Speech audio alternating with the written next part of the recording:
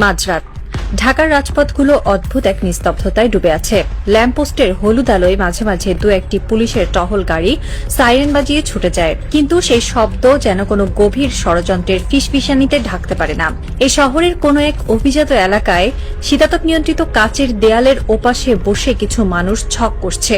তারা কেউ ক্যামেরার সামনে আসে না, কেউ তাদের চেনে না, কিন্তু তাদের হাতের ইশারায় একটি রাষ্ট্রের ভাগ্য নির্ধারিত হয়। তারা হলো সেই ডিপ স্টেট, অদৃশ্য রাষ্ট্রযন্ত্র। আর এই যন্ত্রের রিমোট কন্ট্রোল যাদের হাতে, তারা সীমানার ওপারে বসে মুচকি হাসে। রাজনীতি কোনো সরল রেখায় চলে না। এটি এমন এক দাবা খেলা যেখানে বীরেরা কখনো জানতে পারে না যে তারা কেবলই বলি হওয়ার জন্য জন্ম নিয়েছে। বাংলাদেশের রাজনীতির ক্ষেত্রে এই দাবার বোর্ডটি নিয়ন্ত্রিত হয়ে আসছে বহু দশক ধরে, বিশেষ করে সেই 1971 সালের পর থেকে। তবে এর চূড়ান্ত রূপরেখা বাস্তবায়িত হতে শুরু করে এরশাদ আমল থেকে। একটি মাস্টার প্ল্যান যাতে দেশটিতে এমন এক ধরনের লিমিটেড ডেমোক্রেসি বা নিয়ন্ত্রিত গণতন্ত্র বজায় থাকে, যার ভেতর দিয়ে খুব সন্তর্পণে বিদেশি প্রভাব, বিশেষ করে ভারতের প্রভাব বিস্তার করা যায়। বলা হয়ে থাকে, তুমি যদি তোমার প্রতিবেশীকে খুশি রাখতে না পারো তবে তোমার ধ্বংস অনিবার্য। এই একটি মন্ত্র বাংলাদেশের রাজনীতিতে গেঁথে দেওয়া হয়েছে অত্যন্ত সুনিপুণভাবে। তুমি ভারত বিরোধী, তাহলে তোমার রাজনৈতিক ক্যারিয়ারের সমাপ্তি এখানে। আর এই প্রভাব বিস্তারের মাধ্যমগুলো শুধু রাজনৈতিক চাপে সীমাবদ্ধ থাকেনি। দিনের পর দিন, বছরের পর বছর ধরে টাকা, নারী, গাড়ি বাড়ি কিংবা হানি ট্র্যাপের মতো ব্ল্যাকমেইলিং টুলস ব্যবহার করে দেশের শীর্ষস্থানীয় রাজনীতিকদের কিনে নেওয়া হয়েছে। তারা এমন একটি সংসদ চায়, এমন একটি সরকার চায় যারা হবে পুরোপুরি নির্ভরশীল, এমন এক পুতুল সরকার যাদের সুতো বাঁধা থাকবে দিল্লির সাউথ ব্লকে। আর এই সিস্টেমের বিরুদ্ধে যেই দাঁড়াতে চেয়েছে তাকেই সরিয়ে দেওয়া হয়েছে।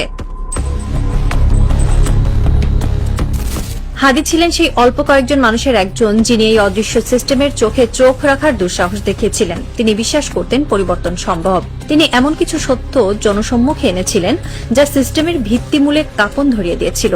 কিন্তু হাদি জানতেন না যে সংসদে তিনি যাওয়ার স্বপ্ন দেখছিলেন সেখানে তার মতো মানুষের জন্য কোনো প্রবেশদ্বার রাখা হয়নি। বাংলাদেশের সংসদ সাধারণ মানুষের প্রতিনিধিত্ব করার জন্য তৈরি হয়নি, এটি তৈরি হয়েছে এক বিশেষ অভিজাত শ্রেণীর স্বার্থ রক্ষার জন্য। হাদি চ্যালেঞ্জ করেছিলেন সেই এস্টাবলিশমেন্টকে, আর এর পরিণতি মৃত্যু। কেন হাদিকে মরতে হলো? কারণ তিনি এমন এক ভাষায় কথা বলছিলেন যা ডিপ স্টেটের জন্য অস্বস্তিকর ছিল। তাকে থামানো জরুরি হয়ে পড়েছিল। নির্বাচন বা আইনি প্রক্রিয়া তাকে আটকানো কঠিন ছিল বলেই তাকে চিরতরে সরিয়ে দেওয়া হয়।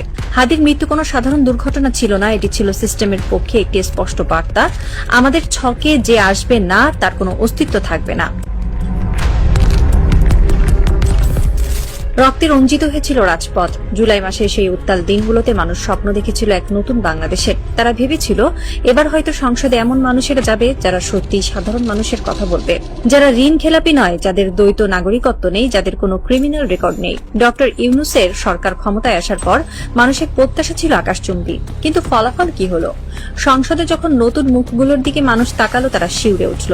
ঘুরে ফিরে সেই একই মুখ। 85 জন এমন এমপি যারা আগেই সংসদে ছিলেন, সেই পুরনো ঋণ খেলাপি, সেই পুরনো দুর্নীতিবাজরাই এবার নতুন পোশাকে হাজির। কেন এমন হলো? এত রক্তের, এত ত্যাগের পর কেন একই ফলাফল? এর উত্তর লুকিয়ে আছে আমাদের সিলেকশন সিস্টেমে। সংসদ সদস্য নির্বাচনের যে পদ্ধতি, তা এমনভাবে ডিজাইন করা হয়েছে যেন কোনো সাধারণ বা সৎ মানুষের ভেতরে ঢুকতেই না পারে। এই সিস্টেম পরিবর্তন করতে দেওয়া হয়নি, কারণ সিস্টেম পরিবর্তন করলে হাদির মতো সৎ এবং আপোষহীন মানুষরা সংসদে ঢুকে পড়ত, আর তা ডিপ স্টেটের জন্য সবচেয়ে বড় বিপদ হতো। হাসনাতের গল্পটা আর একটু ভিন্ন, কিন্তু সমানভাবে করুণ। কিছুদিন আগেও সে ছিল জাতীয় এক আন্দোলনের রূপকার, একজন ন্যাশনাল লিডার। তার প্রতিটি কথায় রাজপথ কেঁপে উঠত। সাধারণ মানুষ তার দিকে তাকিয়ে থাকত নতুন নির্দেশের জন্য। কিন্তু সিস্টেম জানে কিভাবে একজন বিদ্রোহীকে বশ করতে হয়। হাসনাতকে মেরে ফেলার প্রয়োজন হয়নি, তাকে সিস্টেমের ভেতরে টেনে নেওয়া হয়েছে। আজ হাসনাত 300 জন এমপির একজন।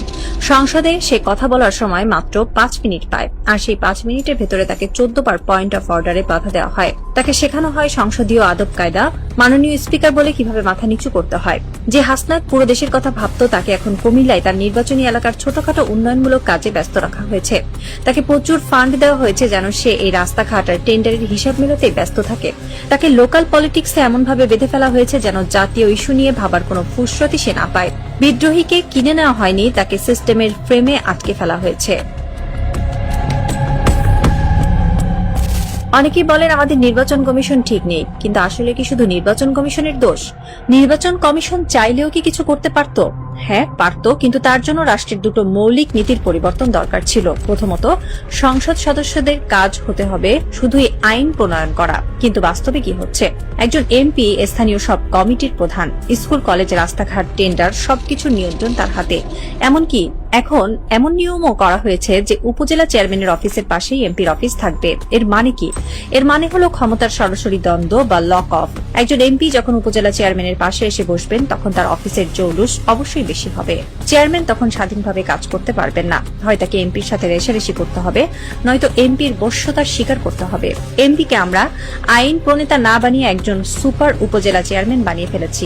যতদিন এই সিস্টেম থাকবে ততদিন আপনি আমেরিকার নির্বাচন কমিশন এনে বসালেও এই দেশে কোনো কাজ হবে না। দ্বিতীয় যে জিনিসটি আমাদের ধ্বংস করছে তা হলো নির্বাচনের বাণিজ্যিকীকরণ। আমাদের দেশে নির্বাচন কোনো গণতান্ত্রিক প্রক্রিয়া নয়, এটি একটি হাই প্রোফাইল ইনভেস্টমেন্ট প্রজেক্ট। একজন প্রার্থী নির্বাচনে দাঁড়ান আর তার পেছনে কিছু অদৃশ্য স্পন্সর টাকা ঢালে। তারা কি বিনামূল্যে এই টাকা দেয়? না, এর পেছনে থাকে একটি সুনির্দিষ্ট উদ্দেশ্য, একটি লাভজনক রিটার্নের আশা। যতদিন পর্যন্ত নির্বাচন একটি অলাভজনক প্রক্রিয়ায় পরিণত না হবে, ততদিন এই দুর্নীতি চলতেই থাকবে। কিভাবে এটি বন্ধ করা যেত? খুব সহজে। নির্বাচন কমিশন বলতে পারত কোনো প্রার্থী নিজের পোস্টার ছাপাতে পারবে না, প্রচারণা চালাতে পারবে না। নির্বাচন কমিশন 3টি নির্দিষ্ট জায়গায় 3 জন প্রার্থীর পোস্টার পাশাপাশি লাগিয়ে দেবে। কোনো প্রার্থীর মার্কা থাকবে না, শুধু ছবি, নাম আর যোগ্যতা লেখা থাকবে। মানুষ প্রার্থীর চেহারা এবং যোগ্যতা দেখে ভোট দেবে। 3 জন প্রার্থীকে একটি মঞ্চে বসিয়ে সরাসরি বিতর্কের আয়োজন করা যেত, যা টিভিতে লাইভ সম্প্রচারিত হতো। জনগণ দেখত কে কতটা যোগ্য। কিন্তু আমাদের নির্বাচন কমিশন কি সেটা করেছে? করেনি। কারণ এটা করলে এই বিশাল লাভজনক এন্টারপ্রাইজ, এই যে টাকার খেলা, সব বন্ধ হয়ে যেত। সবশেষে ফিরে আসি সেই অদৃশ্য শক্তির কাছে। এই যে সিস্টেম, এই যে বন্দোবস্ত, এগুলো কারা টিকিয়ে রাখছে? যখনই কেউ এই সিস্টেমের বিরুদ্ধে যায়, যখনই কেউ হাদি টাইপ হয়ে যায়, তাকে সরিয়ে দেওয়া হয়। যখন কোনো হাসনাত বিদ্রোহী হয়, তাকে সংসদে বসিয়ে লোকাল ফান্ডের জালে আটকে দেওয়া হয়। ভারত বা আন্তর্জাতিক ভূ রাজনীতির সাথে আমাদের লোকাল পলিটিক্সের এক অদ্ভুত নিখুঁত ব্লেন্ডিং তৈরি হয়েছে। তারা জানে সরকার যেই আসুক না কেন, সিস্টেম তাদের হাতেই থাকবে। কারণ সরকার বদলায়, কিন্তু অ্যালাইনমেন্ট বদলায় না। রাতের ঢাকা শহর এখনো নিশ্চুপ। সেই শীতাতপ নিয়ন্ত্রিত ঘরের ভেতরে সিগার আর দামি মদের ধোঁয়ার ভেতর দিয়ে আরেকটি মাস্টার প্ল্যান রচিত হচ্ছে। আগামী নির্বাচনের ব্লুপ্রিন্ট, আগামী 5 বছরের জন্য নতুন কোনো হাসনাতের পতন কিংবা নতুন কোনো হাদির মৃত্যুর পরোয়ানা। বাইরে সাধারণ মানুষ ঘুমিয়ে আছে। তারা সকালে উঠে পত্রিকার পাতা খুলবে, টিভির খবরে দেখবে নতুন কোনো মন্ত্রীর শপথ গ্রহণ। তারা ভাববে দেশ বদলে যাচ্ছে, নতুন সূর্য উঠছে। কিন্তু তারা জানে না এই সূর্যের আলো আসল নয়। এটি একটি মেকি আলো, যা শুধুমাত্র সেই অদৃশ্য প্রভুদের ইশারাতেই জ্বলে আর নেভে। রাষ্ট্রের রন্ধ্রে রন্ধ্রে ঢুকে থাকা ডিপ স্টেট জানে বিপ্লব আসে, বিপ্লব যায়, কিন্তু ক্ষমতার আসল চাবিকাঠি কখনোই হাত বদল হয় না। হয়তো কোনো এক বৃষ্টি স্নাত রাতে নতুন কোনো হাদি আবার জন্ম নেবে এই শহরে। হয়তো সে আবারও চ্যালেঞ্জ করবে এই সিস্টেমকে। কিন্তু তার পরিণতি কি হবে? আরো একটি লাশ, নাকি এবার সে সিস্টেমকে ভাঙতে পারবে? সেই উত্তরের অপেক্ষায় প্রহর গুনছে একটি রাষ্ট্র। তবে ছায়াদের খেলায় শেষ চালটা সবসময় অন্ধকারেরই হয়, কারণ তারা কেবল সরকার বদলায় না, তারা দেশ চালায়। আর এই রাজনৈতিক থ্রিলারের ক্লাইম্যাক্সে সাধারণ মানুষ কেবলই এক বোকা দর্শক, যারা পর্দার পেছনের আসল ভিলেনকে কখনোই দেখতে পায় না।